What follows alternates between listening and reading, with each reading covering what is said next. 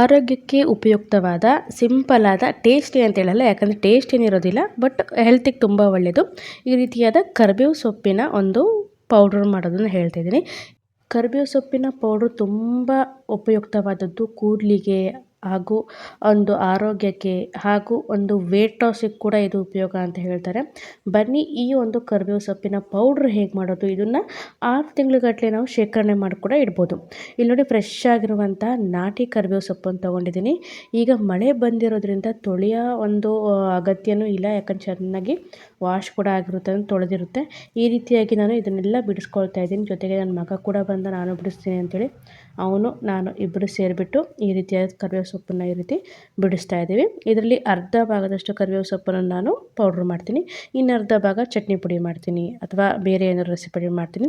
ಚಟ್ನಿ ಪುಡಿ recipe already ಹಾಕಿದೆ, ತುಂಬ ಚೆನ್ನಾಗಿ ಸಪೋರ್ಟ್ ಮಾಡಿದ್ದೀರಾ ನೀವು, ತುಂಬ ಚೆನ್ನಾಗಿ ಅದು ವ್ಯೂಸ್ ಕೂಡ ಬಂದಿದೆ ಹಾಗೂ ಲೈಕ್ಸ್ ಕೂಡ ತುಂಬ ಚೆನ್ನಾಗಿ ಬಂದಿದೆ.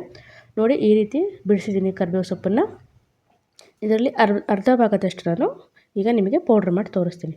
ನೋಡಿ ಒಂದು ಪಾತ್ರೆ ಇಟ್ಕೊಂಡಿದ್ದೀನಿ, ನೀವು ಸ್ಟೀಲಿನ ಪಾತ್ರೆ ಬೇಕಾದ್ರೆ ತೊಗೊಳ್ಳಿ, ಇಲ್ಲ ನಾನು ಅಲ್ಯೂಮಿನಿಯಂ ತಗೊಂಡಿದ್ದೀನಿ. ಅಲ್ಯೂಮಿನಿಯಂ ಇದು ಹೆಲ್ದಿ ಅನ್ಹೆಲ್ದಿ ಹಾಗೆ ಹೀಗೆ ಅಂತ ಹೇಳ್ಬಿಟ್ರಿ ಇರೋದನ್ನು ತೊಗೊಂಡಿದ್ದೀನಿ ನಾನು. ಈಗ ಇದನ್ನು ಚೆನ್ನಾಗಿ ಕಟಕಟ ಅಂತ ಸೌಂಡ್ ಬರೋವರೆಗೂ ಹುರಿಬೇಕಾಗುತ್ತೆ. ಎಣ್ಣೆ ಏನು ಹಾಕೋದಿಲ್ಲ, ಜಸ್ಟ್ ಇದನ್ನು ಬೆಚ್ಚಗೆ ಮಾಡ್ಕೊಳ್ಳಿ ಅಷ್ಟೇ ನಾವು. ನೋಡಿ ಈ ರೀತಿಯಾಗಿ ಕಟಕಟ ಸೌಂಡ್ ಬರಬೇಕು. ಸ್ವಲ್ಪ ಕಲರ್ ಕೂಡ ಚೇಂಜ್ ಆಗುತ್ತೆ, ಲೈಟ್ ಆಗುತ್ತೆ ಕಲರು, ಹಾಗೂ ವೆಯ್ಟ್ ಕೂಡ ಕಡಿಮೆ ಆಗುತ್ತೆ, ಅಂದರೆ ಲೈಟ್ ವೆಯ್ಟ್ ಆಗಿಬಿಡುತ್ತೆ ಎಲೆಗಳೆಲ್ಲ. ನೋಡಿ ಈ ರೀತಿಯಾಗಿ ಆಗುತ್ತೆ. ಇಲ್ಲಿವರೆಗೆ ಇದನ್ನು ಚೆನ್ನಾಗಿ ಹುರಿದ್ಬಿಟ್ಟು ಇದನ್ನು ಪೂರ್ತಿಯಾಗಿ ತಣ್ಣಗಾಗಕ್ಕೆ ಬಿಡಬೇಕು. ತುಂಬಾ ಹೆಲ್ದಿ. ನಿಮ್ಮ ಹತ್ರ ಈ ರೀತಿ ನಿಮಗೆ ಮಾಡೋಕ್ಕಾಗಿಲ್ಲ ಅಂದರೆ ಚೆನ್ನಾಗಿ ಬಿಸಿಲಿಗೆ ತಂದರೆ ಬಿಸಿಲಿಗೆ ಕೂಡ ಒಣಗಿಸ್ಕೋಬೋದು. ಬಟ್ ಈ ರೀತಿಯಾಗಿ ನೋಡಿ ಮುರಿದ್ರೆ ಈ ರೀತಿಯಾಗಿ ಆಗಬೇಕು ಅಷ್ಟು. ನಂತರದಲ್ಲಿ ಚೆನ್ನಾಗಿದು ತಣ್ಣಗಾಗಲಿ. ನಂತರದಲ್ಲಿ ಇದನ್ನು ನಾವು ಮಿಕ್ಸಿ ಮಾಡ್ಕೋಬೇಕು. ಮಿಕ್ಸಿ ಮಾಡುವಾಗ ಅಷ್ಟೇ ಮತ್ತೇನು ಸೇರಿಸೋದಿಲ್ಲ, ಜಸ್ಟ್ ಕರಿಬೇವು ಸೊಪ್ಪು ಅಷ್ಟೇ. ನೋಡಿ ತಣ್ಣಗೆ ಕೂಡ ಆಗಿದೆ. ಇವಾಗ ಒಂದು ಮಿಕ್ಸಿ ಜಾರು, ಒಣ ಮಿಕ್ಸಿ ಜಾರು, ಸ್ವಲ್ಪ ನೀರಿಡಬಾರ್ದು. ಈಗ ಮಿಕ್ಸಿ ಜಾರಲ್ಲಿ ಹಾಕಿಬಿಟ್ಟು ಇದನ್ನು ಪೌಡ್ರ್ ಮಾಡ್ಕೊಂಬರೋಣ. ನೋಡಿ ಫುಲ್ ಹಾಕಿದ್ರೆ ಇಷ್ಟಾಯಿತು.